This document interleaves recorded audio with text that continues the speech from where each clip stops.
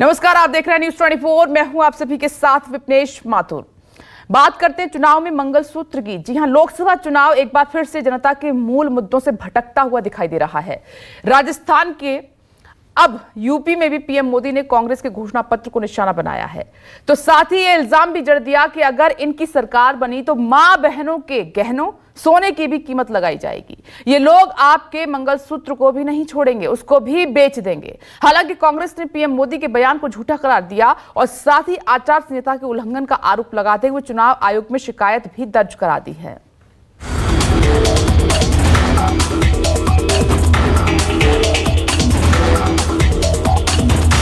कांग्रेस अब वामपंथियों के चंगुल में फंसी हुई है। इस बार का कांग्रेस का मैनिफेस्टो देख लीजिए कि अगर कांग्रेस की सरकार बनेगी तो हर एक की प्रॉपर्टी का सर्वे किया जाएगा। हमारी बहनों के पास सोना कितना है उसकी जांच की जाएगी, उसका हिसाब लगाया जाएगा। ये जो गोल्ड है बहनों का और जो संपत्ति है ये सबको समान रूप से वितरित कर दी जाएगी। और पहले जब उनकी सरकार थी उन्होंने कहा था कि देश की संपत्ति पर पहला अधिकार मुसलमानों का है। इसका मतलब ये संपत्ति इकट्ठी करके किसको बांटेंगे? जिनके ज्यादा बच्चे हैं उनको बांटेंगे। घुसपैठियों को बांटेंगे। क्या आपकी मेहनत की कमाई का पैसा घुसपैठियों को दिया जाएगा? ये आपका मंगलसूत्र भी बचने नहीं देंगे। रविवार को जो बातें राजस्थान के बांसवाड़ा में कही, सोमवार को यूपी के अलीगढ़ में भी वही बातें दोहरा दी। पीएम मोदी ने कांग्रेस के घोषणा पत्र के साथ ही पार्टी की नीयत को निशाना बनाया। माताओं बहनों के मंगलसूत्र बेचने और उन्हें मुसलमानों में बांटने की कोशिश का इल्जाम भी जड़ दिया। कांग्रेस और इंडी गठबंधन की नजर अब आपकी कमाई पर है, आपकी संपत्ति पर है। कांग्रेस के शहजादे का कहना है कि उनकी सरकार आई तो कौन कितना कमाता है, किसके पास कितनी प्रॉपर्टी है, किसके पास कितना धन है, किसके पास कितने मकान है, उसकी जांच कराएंगे। इतना ही नहीं, वो आगे कहते हैं कि ये जो संपत्ति है उनको सरकार अपने कब्जे में लेकर उसको सबको बांट देगी। ये कहते हैं। हमारी माताओं बहनों के पास सोना होता है। ये सोना अवसरों पर सिर्फ शरीर पर पहन करके प्रभाव पैदा करने के लिए नहीं होता है। पीएम मोदी ने कांग्रेस पर आरोपों को साबित करने के लिए तब के प्रधानमंत्री मनमोहन सिंह के बयान को आधार बनाया, जो कांग्रेस के मुताबिक सरासर झूठ है। यही वजह है कि इधर पीएम मोदी का बयान आया और उधर कांग्रेस ने पीएम के खिलाफ मोर्चा खोल दिया। और पहले जब उनकी सरकार थी उन्होंने कहा था कि देश की संपत्ति पर पहला अधिकार मुसलमानों का है। इसका मतलब ये संपत्ति इकट्ठी करके किसको बांटेंगे? जिनके ज्यादा बच्चे हैं उनको बांटेंगे। घुसपैठियों को बांटेंगे। क्या आपकी मेहनत की कमाई का पैसा घुसपैठियों को दिया जाएगा? ये आपका मंगलसूत्र भी बचने नहीं देंगे। नरेंद्र मोदी जी, जिस दिन से चुनाव शुरू हुआ है आपको सिर्फ हिंदू, मुसलमान, मुस्लिम लीग, मुगल रूल, मीट, मुर्गा, मछली यही सब दिख रहा है। और हमने भी ठान ली है कि चुनाव तो इस बार बेरोजगारी, महंगाई, किसानों के हक, श्रमिकों के लिए न्याय, औरतों की सुरक्षा, हाशिए पर लोगों के हक का जो हनन हो रहा है उसी पर होगा और हम उसी पर टिके हुए हैं। लेकिन आप एक भी मुद्दे की बात नहीं करना चाहते। आज लेकिन आपने जो कहा है ना, आपने मर्यादा की वो सीमा लांघी है जो पाप है। मंगलसूत्र पे आपने बोला है। कांग्रेस के मैनिफेस्टो में मैं चुनौती से आपसे कहती हूं, ऐसी कहां पर कौन सा मैनिफेस्टो आप पढ़ रहे हैं जिसमें ऐसी बात लिखी है? कहां लिखा है कि हम लोगों की संपत्ति लेकर बांट देंगे? किस तरह की बौखलाहट है ये कि आप निरंतर झूठ बोल रहे हैं? कांग्रेस के मैनिफेस्टो में कहीं भी, मैं ये चुनौती करता हूं प्रधानमंत्री को, कहीं मुसलमान या हिंदू कोई इस तरह का शब्द हो तो हमें बताएं और ये चुनौती स्वीकार करें, नहीं तो झूठ बोलना बंद करें। कांग्रेस के मैनिफेस्टो में न्याय की बात की है। न्याय नौजवानों के साथ, न्याय महिलाओं के साथ, न्याय आदिवासियों के साथ, न्याय श्रमिकों के साथ।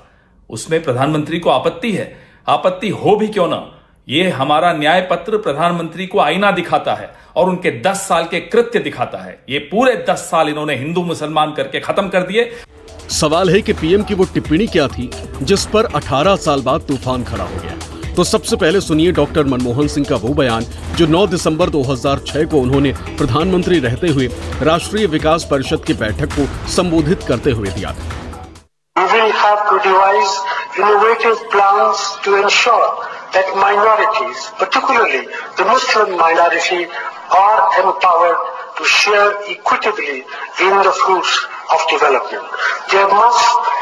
They must have the first claim on our resources. यानी पूर्व प्रधानमंत्री ने सरकार की प्राथमिकताओं में दलितों, आदिवासियों, पिछड़ों के साथ ही अल्पसंख्यकों और मुस्लिमों का भी जिक्र किया था। लेकिन पीएम मोदी ने बड़ी चतुराई से मुस्लिम शब्द चुन लिया। जाहिर है कांग्रेसियों को गुस्सा आना ही था। प्रवक्ताओं के पलटन के साथ ही आला नेताओं ने भी पीएम मोदी पर हार की बौखलाहट में झूठ बोलने और पब्लिक को गुमराह करने का आरोप जड़ दिया। कांग्रेस सांसद राहुल गांधी ने सोशल मीडिया प्लेटफॉर्म एक्स पर पहले चरण के मतदान में निराशा हाथ लगने के बाद नरेंद्र मोदी के झूठ का स्तर इतना गिर गया है कि घबराकर वो अब जनता को मुद्दों से भटकाना चाहते हैं। कांग्रेस के क्रांतिकारी मैनिफेस्टो को मिल रहे अपार समर्थन के रुझान आने शुरू हो गए। देश अब अपने मुद्दों पर वोट करेगा, अपने रोजगार, अपने परिवार और अपने भविष्य के लिए वोट करेगा। भारत भटकेगा नहीं। कांग्रेस सांसद मल्लिकार्जुन खड़गे ने पीएम मोदी के बयान को नफरती भाषण करार दिया तो पीएम की गरिमा गिराने का भी इल्जाम जड़ दिया। सोशल मीडिया प्लेटफॉर्म एक्स पर खड़गे ने लिखा, मोदी जी ने जो कहा वो हेट स्पीच तो है ही, ध्यान भटकाने की एक सोची समझी चाल है। प्रधानमंत्री ने आज वही किया जो उन्हें संघ के संस्कारों में मिला है। सत्ता के लिए झूठ बोलना, बातों का अनर्गल संदर्भ बनाकर विरोधियों पर झूठे आरोप मढ़ना, ये संघ और भाजपा के प्रशिक्षण की खासियत है। देश की 140 करोड़ जनता अब इस झूठ के झांसे में नहीं आने वाली। कांग्रेस का न्याय पत्र सच की बुनियाद पर टिका है, पर लगता है गोयबल्स रूपी तानाशाह की कुर्सी अब डगमगा रही है। भारत के इतिहास में किसी भी प्रधानमंत्री ने अपने पद की गरिमा को इतना नहीं गिराया जितना मोदी जी ने गिराया। चुनावी भाषण में समुदाय विशेष पर टिप्पणी को लेकर कांग्रेस ने चुनाव आयोग का दरवाजा भी खटखटा दिया, इस उम्मीद के साथ कि आयोग को इस पर एक्शन लेना चाहिए। हमारी कंप्लेंट नंबर 17 इस देश के, और मैं बहुत आदर के साथ कहता हूँ हमारे प्रधानमंत्री भी हैं, इस देश के प्रधानमंत्री हैं, कि उन्होंने इस प्रकार का वक्तव्य कैसे दिया, नहीं देना चाहिए और चुनाव आयोग को इसके ऊपर तुरंत एक्शन लेना चाहिए। मैं इसको भद्दा मानता हूँ, मैं इसको दोहराऊंगा नहीं, लेकिन इसके 4-5 तत्व आपको याद दिलाऊंगा जिसको हमने पूरी तरह से चुनाव आयोग के सामने रखा। एक समुदाय एक धर्म का स्पष्ट नाम के साथ विवरण है, स्पष्ट नाम के साथ। नंबर 2, ये बड़े स्पष्ट रूप से कहा गया है कि वो समुदाय इस देश की अल्प रिसोर्सेज को हड़प सकता है, हड़प लेगा। उन्होंने भारतीय संविधान की अस्मिता पे आघात किया है। अगर आप जो है कांग्रेस पार्टी का घोषणा पत्र देखें तो उसमें कहीं भी जिक्र तक नहीं है मुस्लिम तुष्टीकरण या हिंदू मुसलमान शब्द तक नहीं है। लेकिन हमारे आदरणीय प्रधानमंत्री जी कल वहाँ पे बोले कि कांग्रेस जो है ये कर रही है, उन्होंने इसका मुद्दा उठाया बिल्कुल, जबकि कहीं घोषणा पत्र में जिक्र ही नहीं है। और दूसरी जो इम्पोर्टेंट चीज़ है वो ये है कि महिलाओं की संपत्ति, उनके जेवर, उनका जो है ये लिया जाएगा, ये कहीं जिक्र ही नहीं है। मतलब जो घोषणा पत्र में है नहीं हमारे, उसको भी भाजपा का अगर शीर्ष नेतृत्व, भाजपा के नेता जो उसकी गलत बयानी करके उसको पेश कर रहे हैं, बिल्कुल कहीं कोई जिक्र तक नहीं है, तो इसकी मैं कड़े शब्दों में निंदा करता हूँ।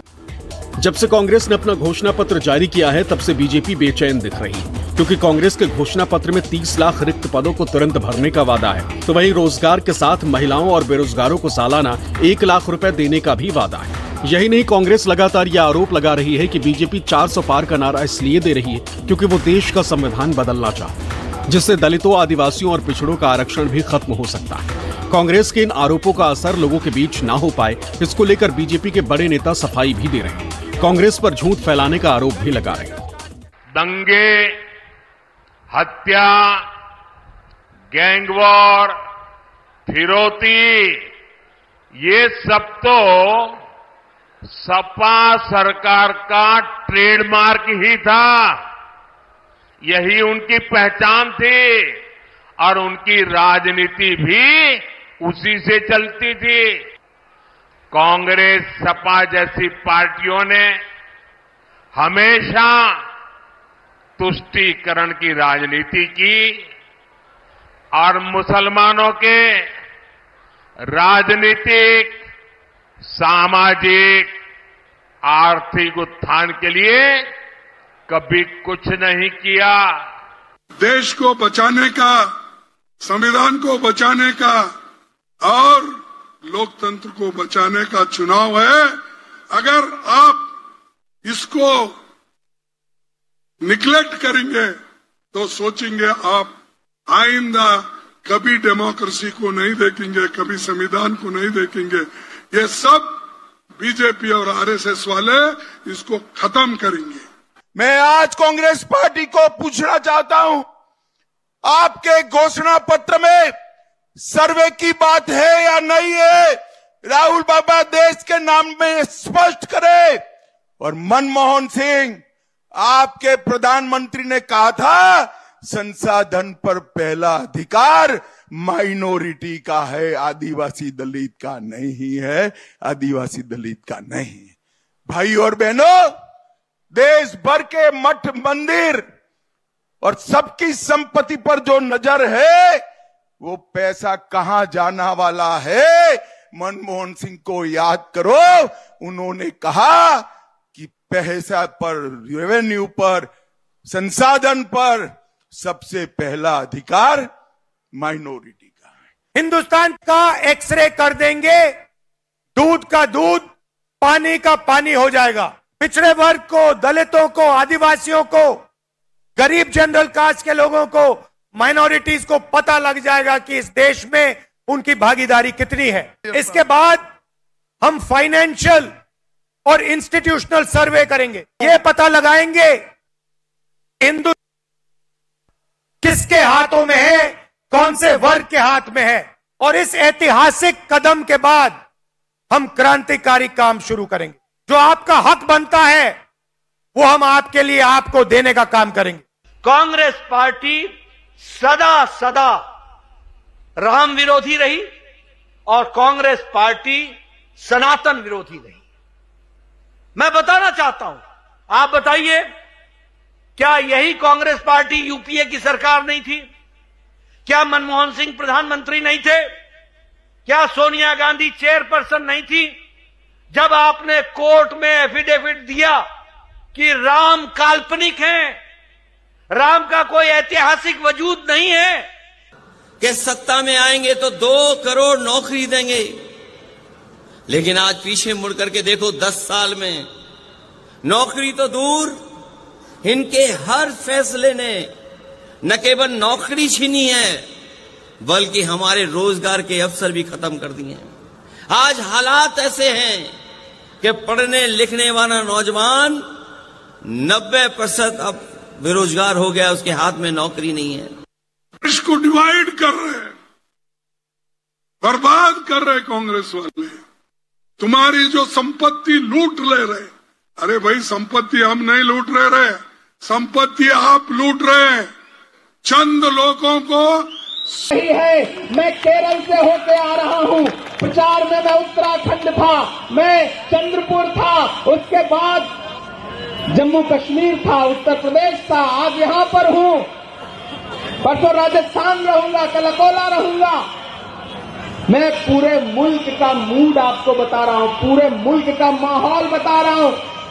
कि मीडिया में भाजपा जीत रही है और जमीन पर इंडिया अलायंस जीत रहा है, कोई दो राय नहीं है।